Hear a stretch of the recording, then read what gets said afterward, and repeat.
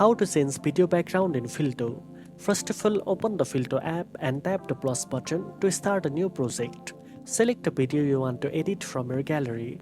Next, choose the aspect ratio that fits your platform, such as 9:16 for stories or reels.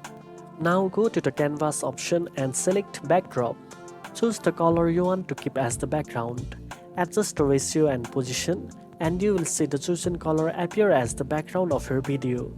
If you want, you can add an image or video as the new background by uploading it to replace the plain color. Preview your video to see how the background looks and make any adjustments if needed. Finally, tap the Save button to export your video in high quality. Now you know how to change video background in Filto. If you found this video helpful, don't forget to like, share and subscribe for more editing tips.